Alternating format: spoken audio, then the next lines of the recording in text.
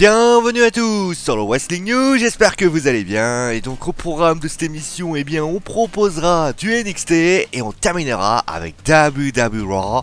Question simple, comment on fait pour augmenter les audiences? Eh bien on parlera de ça en fin d'émission. Bon, allez, on commence donc avec NXT et le show a débuté avec le premier tour du Dusty Rhodes Tag Team Classic. Et ce sont les Sanity qui gagnent contre Bobby Roode et Tye Dillinger.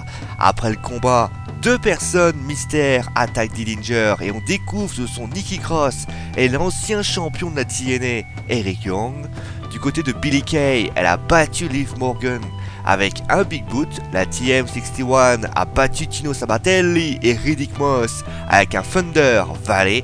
Et enfin, le main event devait être Buddy Murphy contre Wesley Blake. Malheureusement, il n'y a pas eu de main event. Samoa Joe est venu s'en prendre aux deux, exigeant une décision de Regal pour le titre de NXT. Finalement, la décision il est là, puisque oui, ce n'est pas le titre de NXT qui est venu à Regal, c'est Nakamura qui a fait son retour. Il s'en est pris à Samoa Joe et ça s'est terminé avec un Kinshasa. D'ailleurs, en parlant du Japon, eh bien, si Nakamura ça va très bien, Hideo Itami c'est pas du tout, puisqu'il s'est encore blessé et lui c'est une blessure à la tête dans un house show où il était en équipe justement avec son compatriote nippon. Et il se pourrait bien qu'il soit écarté des rings pendant plusieurs mois. Conjugué d'ailleurs à cette blessure à l'épaule, on peut dire que son aventure à la WWE commence sérieusement à tourner au vinaigre. Mais en tout cas, rien n'est perdu. Peut-être est-ce une petite blessure, est-ce plus peur que de mal.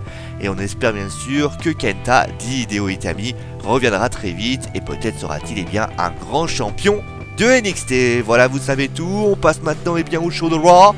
Alors soyons clairs, ça va pas fort, WWE Raw fait des audiences à peu près catastrophiques, certes ça va un peu mieux, mais il faut savoir que le 27 septembre, c'était le score le plus bas de son histoire. Alors certes, on va pas se mentir, pour les officiels c'est pas non plus de l'inquiétude, il faut savoir que déjà il y avait le débat présidentiel, et forcément ça a influencé les audiences, et notamment on préfère regarder plutôt cela par internet que sur le câble, notamment le WWE Network.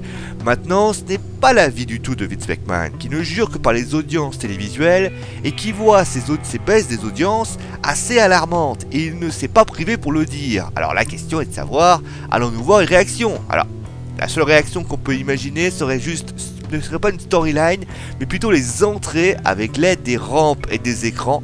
En effet, on pourrait même changer le nom du WWE Universe à WWE Fans. Bon voilà, si on suit la logique de la WWE, le titre de Raw devrait être le WWE Fan Championship. Oui, le titre était lié au universel, en tout cas, est-ce les seules choses qu'il faut modifier?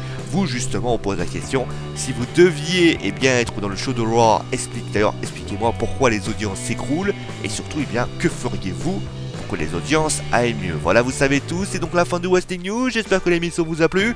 Demain au programme, les résumés de la Lucha Underground, et on fera, c'est-à-dire il y a quelques semaines que je vais vous le faire, quelques révélations par rapport à ce qu'on devait faire dans la saison 3. Voilà, vous savez tout, passez donc une bonne journée, n'hésitez pas bien sûr à aimer, partager et à vous abonner. Vous allez surkiffer cette vidéo, nous on se retrouve donc